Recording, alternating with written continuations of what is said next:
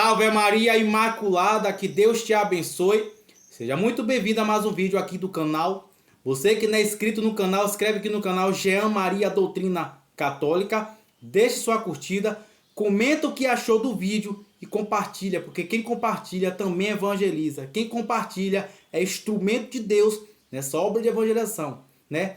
Vamos estar falando hoje sobre uma carta de São Padre Pio de Pietrelcina para seu diretor espiritual, com fortes profecias sobre o fim do tempo. Falará nessa carta de São Padre Pio sobre o sacerdote, sobre coisa extraordinária. Você que entrou nesse vídeo, não saia, porque essa profecia vai ser muito forte para você se apoiar, se preparar e estar atento às coisas que possa estar acontecendo. Só Deus sabe, mas está próximo. Você que está com sua Bíblia, pegue sua Bíblia, abra aí sua Bíblia em Evangelho de São Mateus, no capítulo 24, no versículo 32. Evangelho de São Mateus, no capítulo 24, no versículo 32, que diz assim: compreender isso pela comparação da figueira. Quando seus ramos estão tenros, crescem as folhas presentes que o verão está próximo. Do mesmo modo, quando vedes tudo isso, sabeis que o Filho do Homem está próximo à porta. Em verdade vos declaro, não passará essa geração antes que tudo isso aconteça. O céu e a terra passarão, mas as palavras não passarão. Quanto àquele dia, aquela hora, ninguém sabe, nem mesmo os anjos do céu, mas somente o Pai. Assim como foi nos tempos de Noé, assim acontecerá na vinda do Filho do Homem. Nos dias que procederem o dilúvio, comiam, bebiam, casavam-se e davam-se em casamento, até o dia que Noé entrou na arca, e os homens de nada sabiam, até o momento que veio o dilúvio e levou a todos. Assim será também na volta do Filho do Homem. 2 homens estarão no campo, um será tomado, o outro será deixado. 2 mulheres estarão moendo no mesmo moinho, uma será tomada e outra será deixada. Vigiai, porque não sabeis a hora que virá o Senhor. Sabeis que se o pai de família soubesse em que hora da noite viria um ladrão, vigiaria e não deixaria roubar a sua casa. Por isso estai também vós preparado, porque o Filho do Homem virá numa hora em que menos pensardes.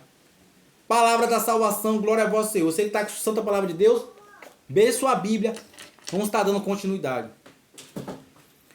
Pelo sinal da Santa Cruz, livra-nos Deus, nosso Senhor, dos nossos inimigos. Em nome do Pai, do Filho e do Espírito Santo. Amém. Santo anjo do Senhor, meu zeloso guardador, se a ti me confiou a piedade divina, sempre me rege, me guarde, me governe, me ilumine. Amém. Que consagro cada palavra da minha boca aos cuidados da Virgem Maria Imaculada. Peço o auxílio de São Miguel, São Gabriel e São Rafael, meu santo anjo da guarda, que possa me defender e me proteger, em nome de Jesus. Então, povo amado de Deus, o tema que já foi proposto para a gente estar trabalhando é uma carta de São Padre Pio, seu diretor espiritual, a qual São Padre Pio chamava de Frei Agostinho. Então, São Padre Pio ele vai relatar para a gente coisas importantes, né? Então, vamos entrar aqui lendo um escrito, porque é mais seguro, porque não é palavra da minha cabeça, mas ao longo da leitura vamos fazendo reflexão sobre essa verdade de fé. No primeiro vídeo falei sobre a vida de São Padre Pio. Nesse segundo vídeo vou logo para o tema. Para você entender esse primeiro vídeo, veja o vídeo número 1. Apesar da fama da santidade reconhecida no mundo inteiro, Padre Pio sofreu incompreensões e hostilidade no Vaticano, que o manteve suspenso da divinis, isto é, impedido de exercer seu ministério sacerdotal por vários anos. Foi durante esse período que, em 19 de março de 1910, ele escreveu seu diretor espiritual. Veja, antes de dar continuidade, São Padre Pio, que foi muito perseguido, houve uma época que São Padre Pio foi proibido de celebrar missa, São Pio foi proibido de fazer confissões, muitas perseguições sofreu esse homem de Deus, esse sacerdote de Deus. Padre Pio, que como relatei no primeiro vídeo, tinha inúmeros dons carismáticos, dons místicos. Padre Pio que tinha uma ciência infusa extraordinária. Ao olhar para a pessoa, ele já entendia aquilo que a pessoa, ele conseguia sentir até o cheiro do pecado mortal. Relatava a Padre Pio que era um fedor imundo de carniça, segundo aquilo que o santo relata. Então Padre Pio era esse homem que tinha esses dons extraordinários. Passou 50 anos com a chaga de Cristo e dentre esses extraordinários dons, ele sentiu uma ocasião, ele escreveu também para esse mesmo diretor espiritual, que ele sentiu um impulso, um desejo, uma graça, uma vontade de ajudar as almas do purgatório. E ele, quando erguia Jesus Eucarístico para consagrar, ele pedia para Jesus derramar sobre ele todos os sofrimentos do purgatório. Veja a que ponto chega a graça de Deus agir numa alma. Padre Pio foi esse homem de Deus que aí impactou a terra. Vamos para aquilo que ele escreveu para o seu diretor espiritual. Na manhã de sexta-feira, estava ainda na cama, quando me apareceu Jesus. Tinha um rosto profundamente entristecido, desfigurado. Mostrou-me uma multidão de padres, entre os que havia diversos dignitários da igreja, reticências.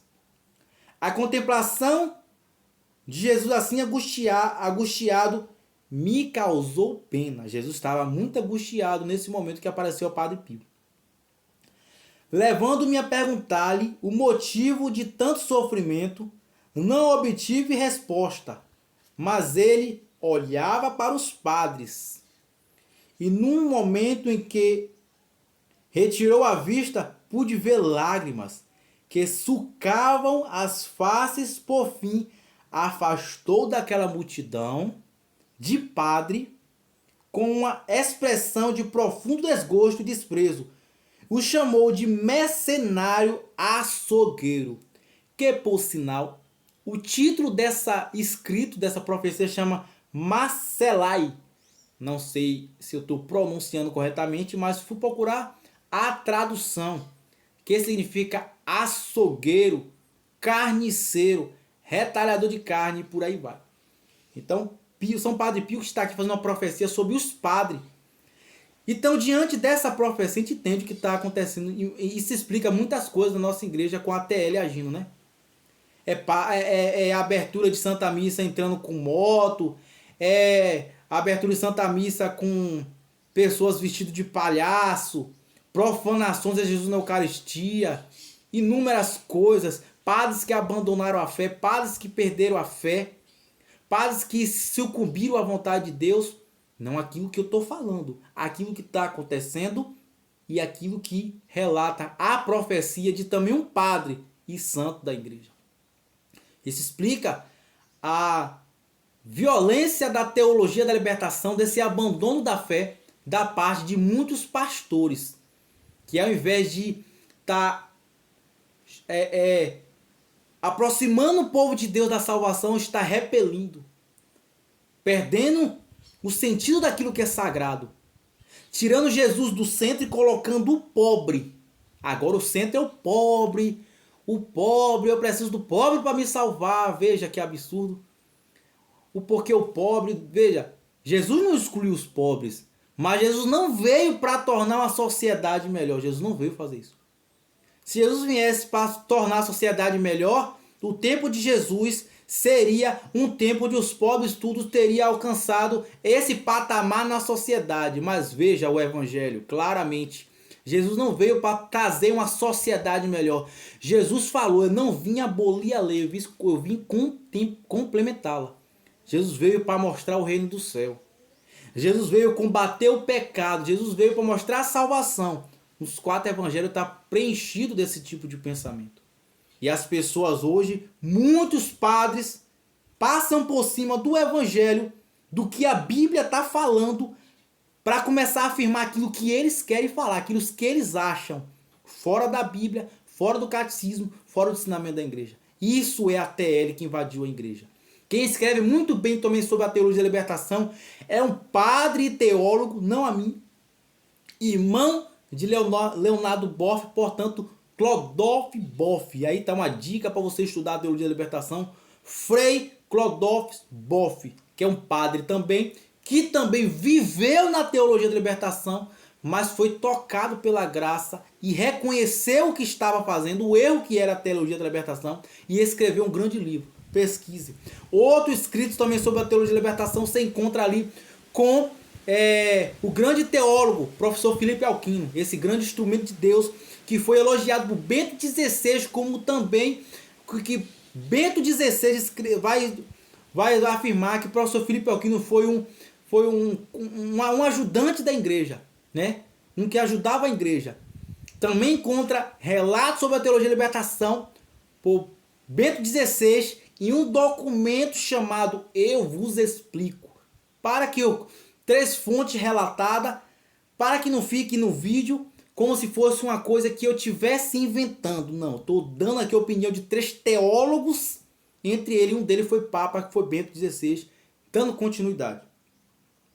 Depois, voltando-se, falou: filho meu, não pense que minha agonia durou 3 horas. Olha, aqui é Jesus falando para São Pio, ou melhor, Padre Pio, como Jesus relatava.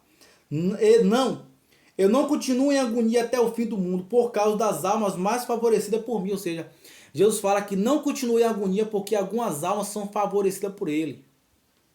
Meu coração procura uma gotinha de compaixão humana, mas ai, me deixam sozinho sob o peso da indiferença. Esse me deixa sozinho aqui não é o que ele está falando, mas a gente pode refletir o abandono de Jesus no sacrário.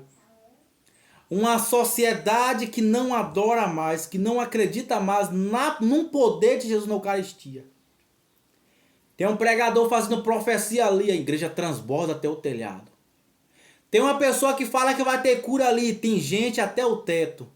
Jesus está no sacrário, aquele que é o dono da criação, dono do milagre.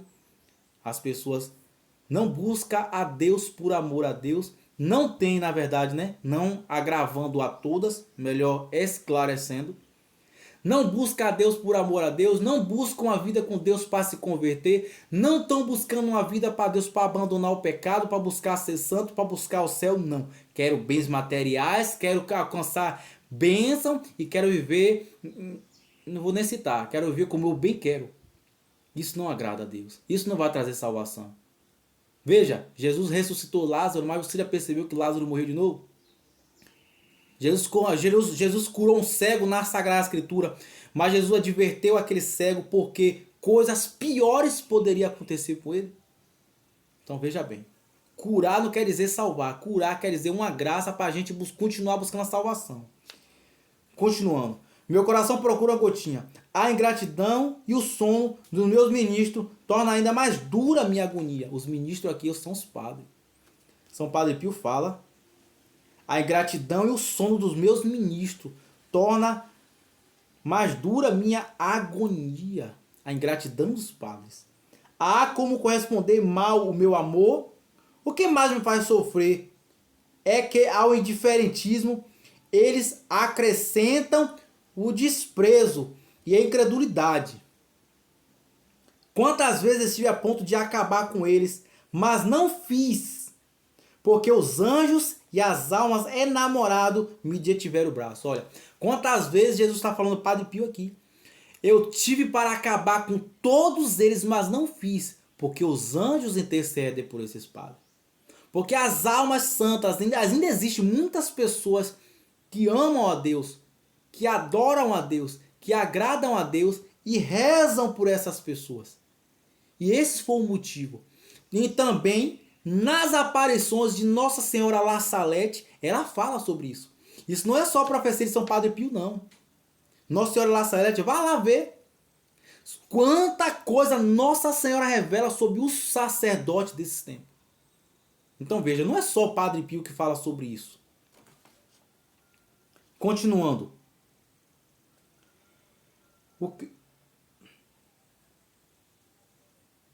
Quantas vezes estive a ponto de acabar com eles, escreva isto ao seu padre diretor. Então, Jesus, revelando a São Padre Pio e pedindo para que São Padre Pio mande para o diretor espiritual, que era o padre que era diretor de São Padre Pio, referindo-me ao que viu e ouviu nesta manhã.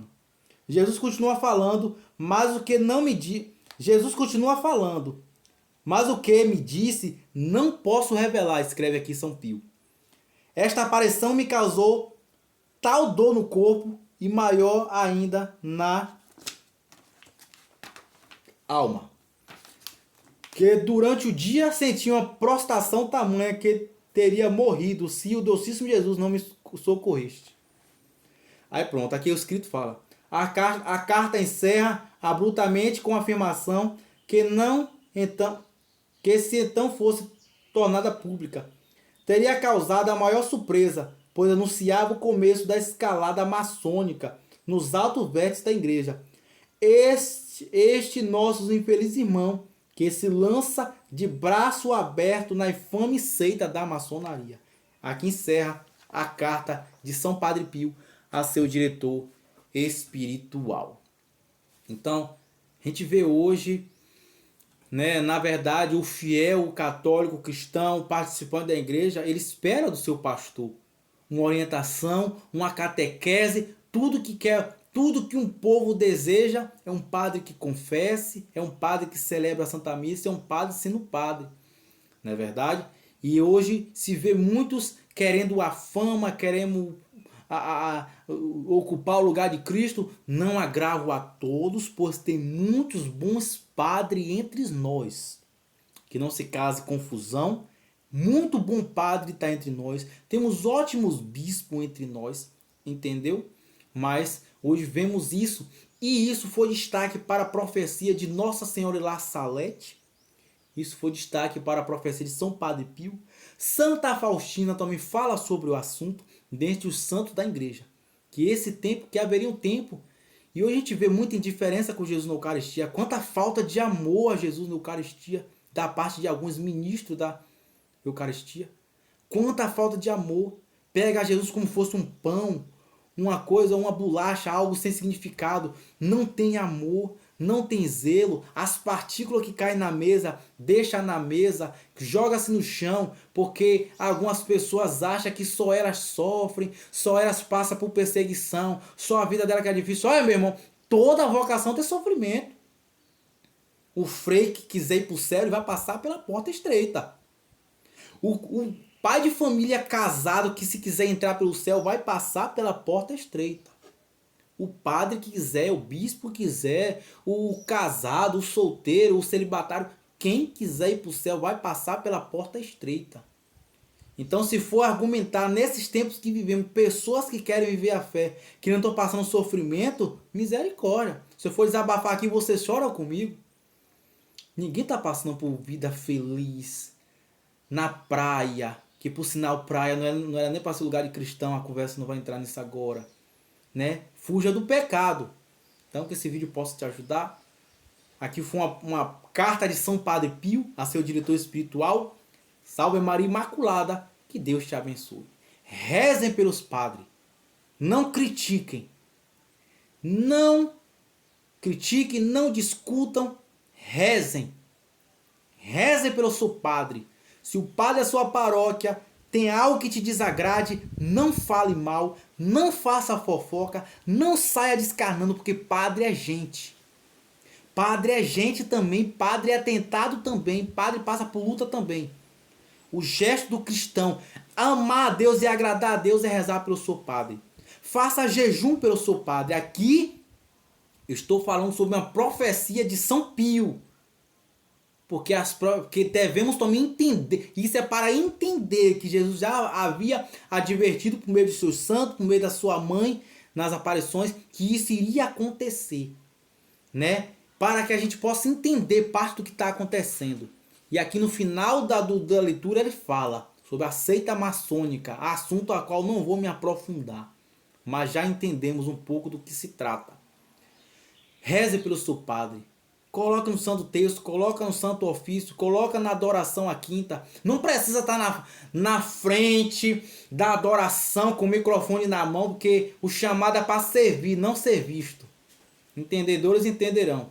Nas suas orações particulares, no seu silêncio, não coma carne dia de sexta, não. Oferte aquilo pelo seu padre. Seja santo, amando o próximo do jeito que Jesus quer. Não fofoque sobre o seu padre. Faça jejum por ele. Faça penitência por ele. Porque a mão ungida do padre pode levar muita gente para a salvação.